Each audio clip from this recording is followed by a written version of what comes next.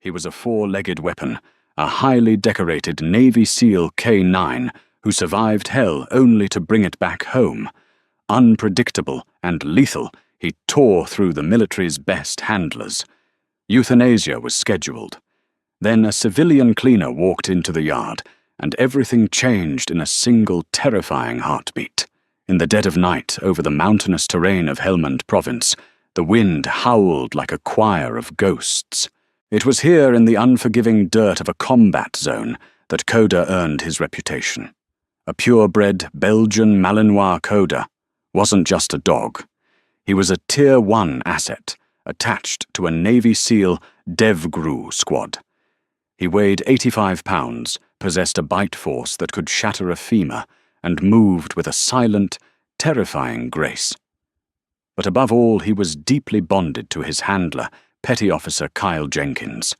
For 4 years, Koda and Kyle were inseparable. They fast-roped out of Black Hawks, cleared pitch-black compounds, and saved countless American lives by sniffing out IEDs buried under packed earth. Koda was a hero, adorned with tactical gear goggles and a titanium-capped tooth. But heroes often pay the ultimate price. On a frigid morning in November, their convoy was ambushed. The firefight was deafening, a chaotic symphony of RPGs and heavy machine gun fire. Amidst the smoke and raining shrapnel, Kyle was critically hit.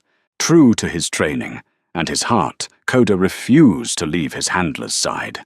He straddled Kyle's body, taking 2 pieces of shrapnel to his own shoulder, and flank, snarling and snapping at the insurgent shadows advancing on their position.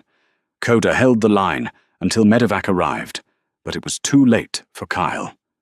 The petty officer bled out on the transport chopper, Koda's muzzle resting gently against his lifeless chest. When Koda returned to the United States, he was fundamentally broken. The physical wounds healed. The veterinary surgeons at Naval Amphibious Base Coronado patched his shoulder and removed the metal from his flank. But the psychological shrapnel was embedded far too deep. Koda was diagnosed with severe canine post-traumatic stress disorder, PTSD. He didn't just mourn his handler, he became a prisoner of his own hypervigilance. The world was no longer a home. It was a perpetual battlefield, and without Kyle to give him the all-clear command, Koda trusted absolutely no one. The military tried to rehabilitate him. They assigned him to Master Chief Wyatt Miller, a man renowned throughout the armed forces as a dog whisperer, a veteran handler who had rehabilitated dozens of traumatized war dogs. But Koda wasn't like the others. When Wyatt entered the kennel on the 3rd day, moving slowly and offering a low, calming voice, Koda's eyes glazed over. The Malinois didn't give a warning growl. He simply launched himself. Koda bypassed the heavily padded bite sleeve Wyatt offered and went straight for the handler's unprotected bicep. The attack was surgical, vicious, and relentless. It took 3 men with pry bars to detach the dog's jaws from Wyatt's arm. Over the next 2 months, Koda attacked 2 more seasoned handlers, sending both to the hospital with severe lacerations. He would pace his reinforced steel enclosure for 18 hours a day, wearing his foot pads raw. Any sudden noise, a dropped clipboard, a backfiring engine on the base, even a shadow moving too fast would send him into a violent frenzy. He was a weapon whose safety catch had been permanently destroyed. Eventually, the brass made the only logical, albeit heartbreaking, decision. Captain Liam Brennan, the commanding officer of the K-9 Division, signed the paperwork. Koda was deemed a Class A liability, untrainable, unadoptable, and a lethal danger to personnel. Euthanasia was scheduled for the following Friday. But Dr. Harrison Cole wouldn't sign off. Harrison was a civilian veterinary behavioral scientist who consulted for the Department of Defense. He had watched the kennel security footage of Koda's attacks. Where the military saw an aggressive, bloodthirsty liability, Harrison saw a soldier trapped in a continuous loop of his worst nightmare. "You give him to me for 30 days, Harrison pleaded in Captain Brennan's office, slamming a thick manila folder onto the desk. I'll take him off base. I'll transport him to Liberty Pines, my rehabilitation facility in rural Pennsylvania. It's high security away from military triggers. No uniforms, no helicopters, no gunfire. If I can't break through to him in 30 days, I'll administer the injection myself." Brennan stared at the behavioral scientist, his jaw tight. "That dog is a loaded gun, Harrison. He doesn't know the war is over. If he kills a civilian under your watch, we all go to prison." He saved 12 men in Helmand. Harrison shot back, his voice trembling with conviction. "He deserves 30 days of peace before we put a needle in his vein." Reluctantly, Brennan authorized the transfer. The journey to Liberty Pines was a nightmare. Coda had to be heavily sedated just to be loaded into the reinforced transport crate. When he arrived at the sprawling, heavily wooded facility in Pennsylvania, the sedatives began to wear off. The staff at Liberty Pines, experienced handlers in their own right, gathered around the transport van.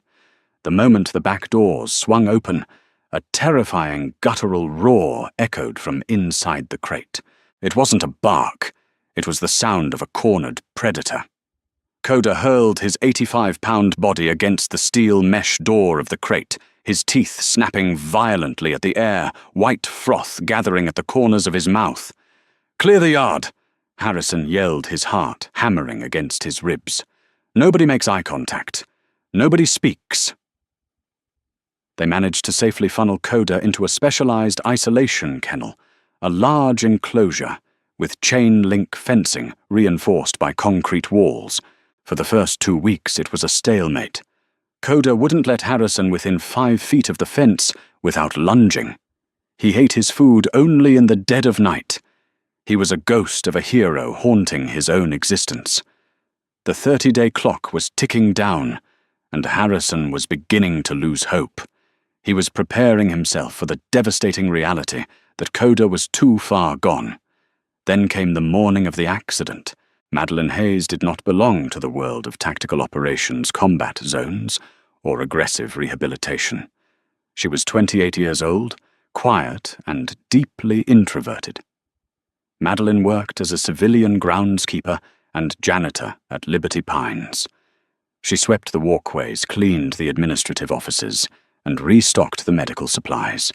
She took the job because she liked the quiet of the Pennsylvania woods. It was a refuge from her own turbulent past. Madeline had her own hidden struggles.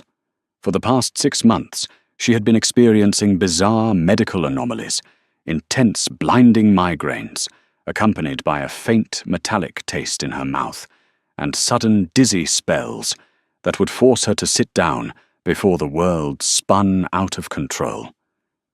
She had visited a free clinic twice, but the overworked doctors dismissed her symptoms as stress and dehydration. She couldn't afford expensive neurological scans, so she just lived with it, popping ibuprofen and pushing through her shifts. She knew about Coda. Everyone at the facility knew about the demon dog in Enclosure 4. The staff was under strict orders to avoid the eastern wing of the compound where Coda was housed. Madeline had never even laid eyes on the Malinois, and she preferred it that way. It was a crisp, overcast Tuesday morning. Day 18 of Coda's 30-day reprieve. Harrison Cole, accompanied by a fully recovered Master Chief Wyatt Miller, who had flown out to Pennsylvania to give Coda one last try, decided it was time to move the dog from the isolation pen to the larger open-air paddock. They needed to see how Coda would react to open space. They used a specialized catch pole and 2 heavy-duty Kevlar slip leads to secure Coda. The dog fought them every inch of the way, thrashing wildly, his claws tearing up the dirt. Wyatt was sweating, leaning back with all his weight as Coda snapped furiously at the pole. "Keep tension! Keep tension!" Harrison shouted over the dog's snarling. They managed to guide Coda into the transfer corridor, a fenced walkway that led to the paddock. But as they turned the corner, a heavy gust of wind slammed an unsecured metal shed door shut. The loud bang echoed through the yard like a gunshot. The sound triggered something catastrophic in Coda's damaged brain. Instantly, he wasn't in Pennsylvania anymore. He was back in Helmand. He was back in the ambush. With a surge of adrenaline-fueled strength that defied physics, Koda twisted his body in mid-air, thrashing with such violence that the heavy-duty metal clasp on Wyatt's lead snapped under the torsion. The catchpole slipped from Harrison's grip. Koda was loose. Code red loose K9. Harrison screamed into his radio, freezing in place. Protocol dictated that you never run from an attacking Malinois. You stand still and protect your vitals. Koda hit the ground running. He didn't flee for the woods. He went into immediate seek and destroy mode. He charged a junior handler who had just stepped out of the break room. The young man threw up his arms, but Koda tackled him to the gravel jaws, snapping inches from his face, pinning him down with terrifying dominance, but miraculously not biting. It was a chaotic display of pure dominance. Wyatt drew a heavy tranquilizer pistol from his holster, but he couldn't get a clear shot with the dog moving so fast over the junior handler. At that exact moment, 50 yards away, Madeline Hayes stepped out of the supply shed, holding a heavy push broom. She had been having a terrible morning. The metallic taste in her mouth was overpowering, and a dull, throbbing pressure was building behind her left eye. She felt a wave of nausea wash over her, and her vision suddenly blurred, the edges of the world tinged with static. She stepped onto the gravel path, dizzy, rubbing her temple, completely unaware of the chaos unfolding across the yard. Koda froze. Standing over the terrified junior handler, the dog's ears swiveled. His erratic bloodshot eyes locked onto Madeline's distant figure. The chaotic defensive frenzy seemed to evaporate, replaced by a terrifying laser-like focus. He abandoned the handler. His muscles coiled, and he launched himself across the yard, sprinting directly toward the young woman with the broom. "Hey, hey! No, Koda, down!" Wyatt bellowed, sprinting after the dog, his heart in his throat. Harrison watched in sheer horror. The dog was closing the distance in seconds. "Madeline, don't move. Drop the broom and don't move." Madeline heard the shouting through a haze of pain. She turned her head slowly, her vision swimming. Through the blur, she saw an 85-pound mass of muscle tearing across the gravel, heading straight for her. Panic should have set in. She should have run. But her brain misfired. A massive spike of pain shot through her skull, so intense her knees buckled. The push broom clattered to the ground. She couldn't breathe. She couldn't speak. She just stood there, swaying, waiting for the impact of teeth and claws. Koda leaped. Wyatt aimed his tranquilizer gun, but they were too close. If he missed, he'd shoot Madeline. But the attack never came. Instead of opening his jaws to strike, Koda dropped his weight mid-air. He slammed his body violently into Madeline's shins, not a bite, but a tactical full-body sweep. The force knocked Madeline off her feet, sending her crashing backward onto the soft grass adjacent to the gravel path. Before Madeline could even gasp for air, Koda was on top of her. But he wasn't tearing at her throat. He shoved his heavy snout forcefully into her chest, pinning her flat to the ground. Then Koda abruptly spun around, placed his back firmly against Madeline's side, and executed a flawless, rigid military sit. He didn't move a muscle. He became a living statue, his body pressed tightly against her rib cage, his head swiveling, scanning the yard for threats. He let out a sharp, high-pitched whine, followed by a series of rapid, frantic licks to Madeline's left temple, exactly where the blinding pain was originating. Harrison and Wyatt rushed up, stopping 10 feet away, utterly paralyzed by what they were seeing. Wyatt's hand shook as he lowered the tranquilizer gun. He had spent 20 years in K9 units, and he knew exactly what posture Koda was holding. It wasn't an aggressive stance. It wasn't a predatory hold. "My God," Wyatt whispered, the color draining from his face. "Harrison, he's not attacking her." "What is he doing?" Harrison breathed, stepping forward only for Koda to bare his teeth and snap a warning bark in his direction, wrapping a protective paw over Madeline's arm. He's executing a Priority 1 guard and block, Wyatt said, utterly bewildered. It's a medical defense protocol. We train them to do this when a handler is incapacitated. On the ground, Madeline's eyes rolled back in her head. The metallic taste overwhelmed her senses, and she slipped into unconsciousness, her body beginning to seize. Koda barked frantically, pressing his body harder against her, shielding her from the world, absolutely refusing to let anyone near the civilian cleaner.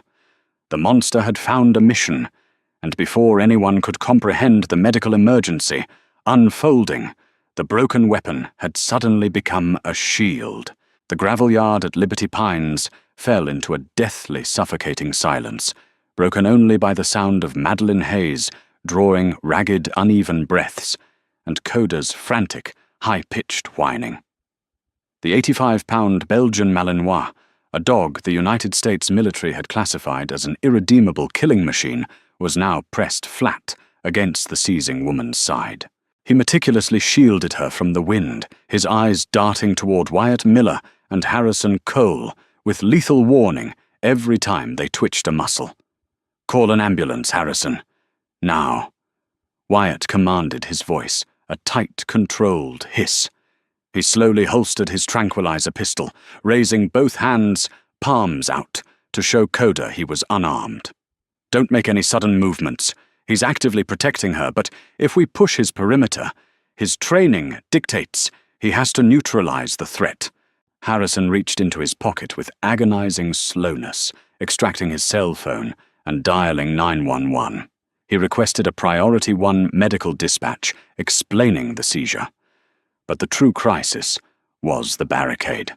They had a critically ill civilian, and her guardian was a Tier 1 combat dog suffering from severe PTSD.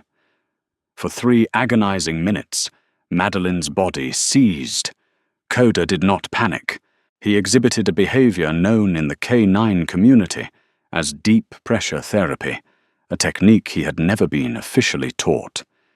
He draped his heavy neck across her chest, using his body weight to anchor her thrashing limbs, minimizing the trauma to her head.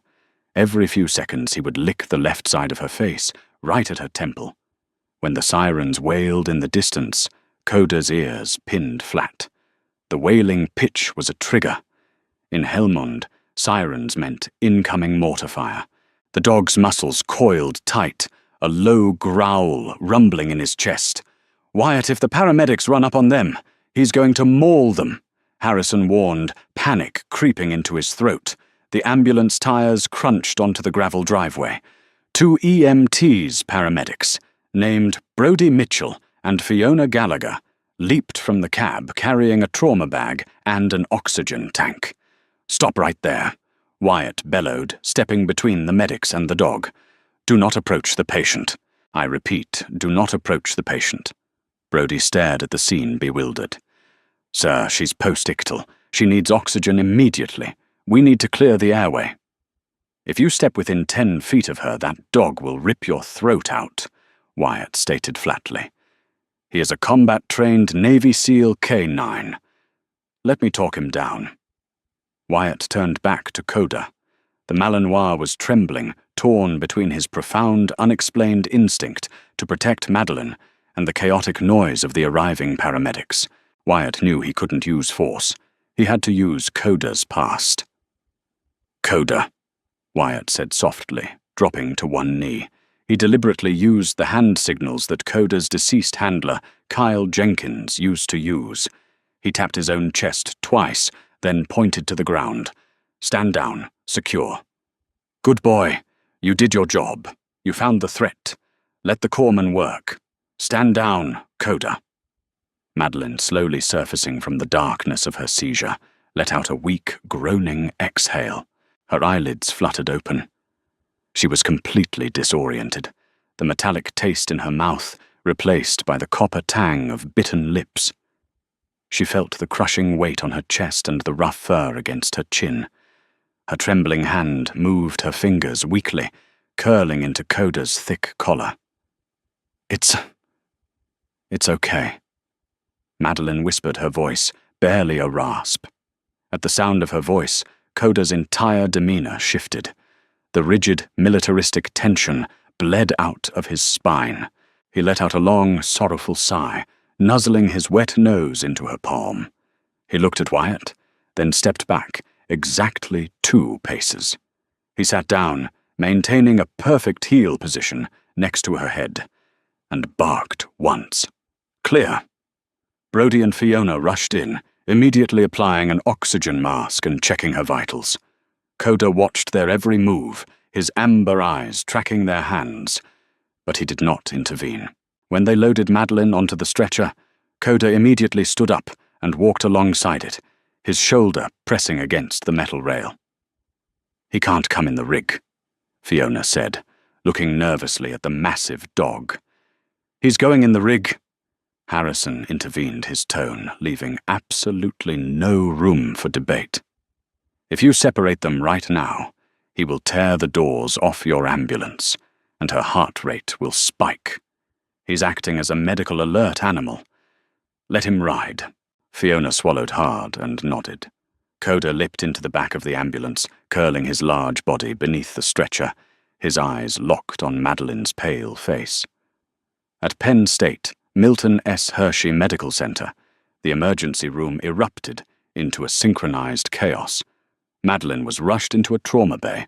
The hospital staff initially panicked at the sight of the scarred tactical K9, but Harrison and Wyatt, flashing Federal Department of Defense credentials, managed to secure a corner of the bay for Coda.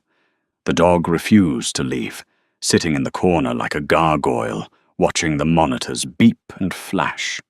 Dr. Simon Ward, the attending neurologist, ordered an immediate high-resolution MRI. When the scans came back an hour later, the room went dead silent.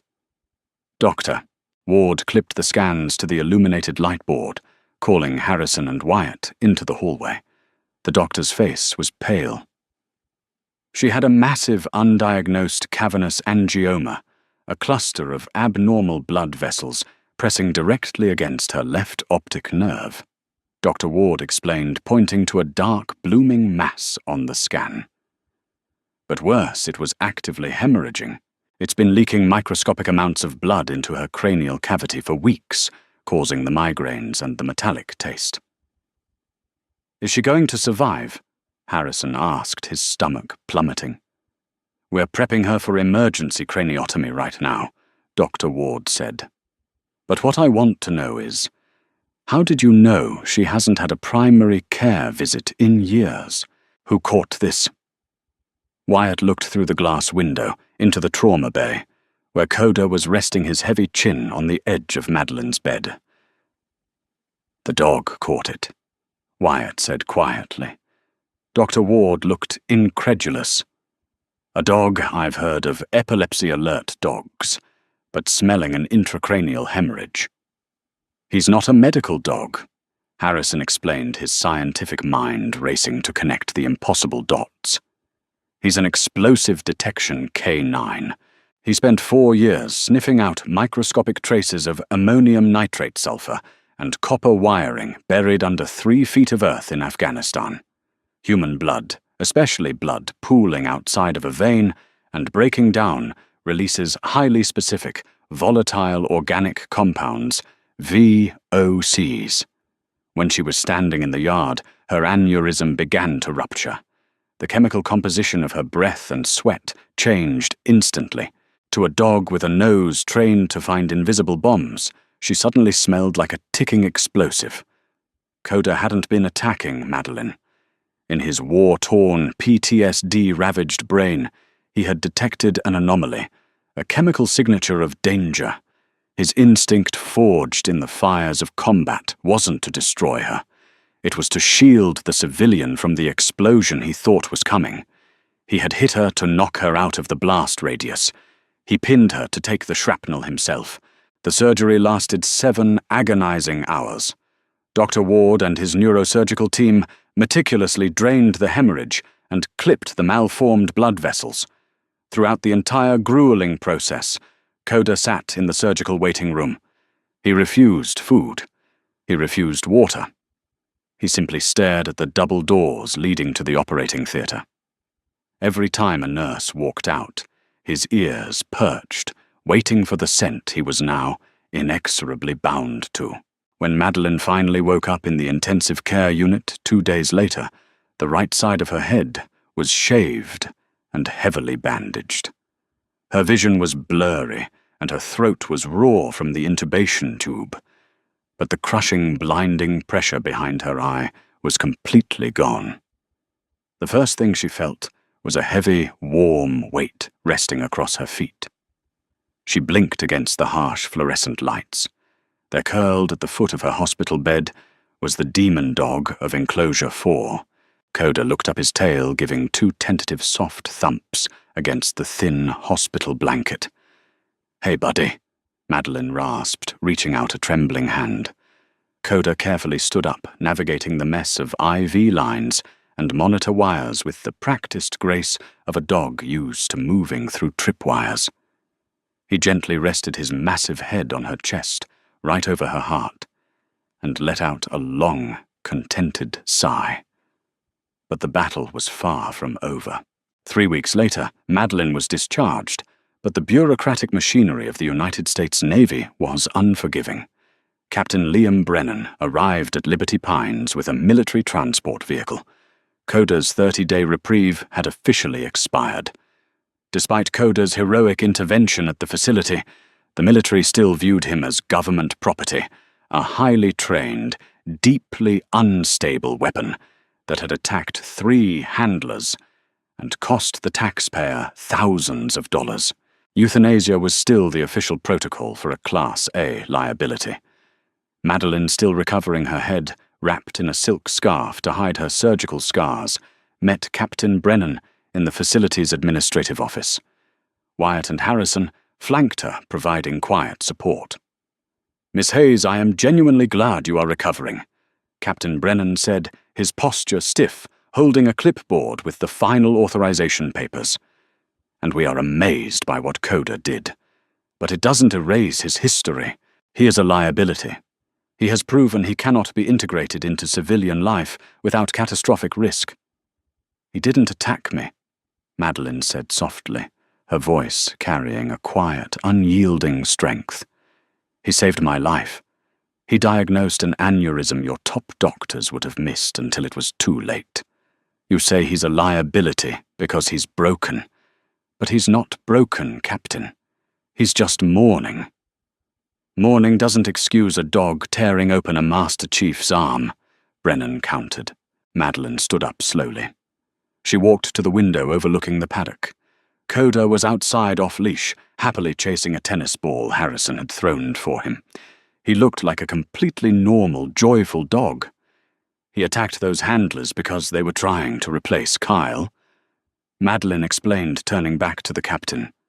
They wore the same uniforms. They gave the same commands. Every time he looked at them, he was reminded that his handler was dead. "I'm a civilian cleaner. I smell like bleach and cut grass. I don't give commands. I didn't try to be his soldier. I was just someone who needed saving. He didn't need another commanding officer, Captain. He needed a purpose." Brennan stared at the woman. He looked out the window at the Malinois, the dog who had survived an IED, outlasted an ambush, and guarded a dying sailor in the dirt of Helmand. "If you take him back to Coronado," Madeline continued, tears welling in her eyes, "you will kill the hero who saved your men. Let me adopt him. I have the space. I have the time. He saved my life, Captain Brennan. Please let me save his." The room was silent for a long time. The tension was palpable, thick enough to choke on. Wyatt Miller, a man who rarely spoke against brass, finally stepped forward. "Sir," Wyatt said, his voice gravelly and low, "I'm the one Coda put in the hospital. If there is a hearing, I will testify on behalf of the dog. He executed a medical guard and block under extreme duress. He is not a rogue asset. He is a hero who deserves to retire." Captain Brennan looked at Wyatt, then at Madeline, and finally out the window at Coda. The rigorous, inflexible rules of the military warred with the undeniable miracle that had occurred under Harrison's watch. Slowly, Brennan placed the clipboard on the desk. He pulled a pen from his breast pocket and crossed out the word euthanasia on the top page. In its place he wrote, "Medical retirement, civilian custody transfer." "You have a lot of paperwork to fill out, Miss Hayes," Brennan said quietly. "He's officially discharged." The transition wasn't completely seamless. Coda still had nightmares. He still woke up thrashing in the dark, whining for the handler he lost in the desert. But when he did, Madeline was there. She would sit with him on the floor of her small farmhouse, stroking his thick coat, whispering quietly until the ghosts of Helmond faded away. In return, Coda never left her side. He learned to detect the subtle microscopic shifts in her blood pressure and heart rate as her brain slowly healed from the trauma of the surgery. If she pushed herself too hard and a migraine threatened to bloom, Coda would force her to sit down, pressing his heavy head into her lap until the danger passed. They were two broken survivors who had found each other in the absolute darkest moments of their lives. Coda, the lethal Navy SEAL K9 who had been written off as a monster, didn't just find a new home. He found redemption. And Madeline Hayes, the quiet civilian who almost died on a gravel path, found the fiercest, most loyal guardian the world had ever known. They healed together, one quiet, peaceful day at a time, proving that sometimes the most profound rescues happen when we least expect them. That wraps up the incredible true story of Coda and Madeline. From a misunderstood, battle-scarred weapon to a devoted, life-saving guardian, Coda proved that love and purpose can conquer the darkest trauma. If this amazing journey touched your heart, please hit that like button, share this video with fellow dog lovers, and subscribe to our channel for more unbelievable real-life stories. Don't forget to ring the notification bell and let us know your thoughts in the comments below.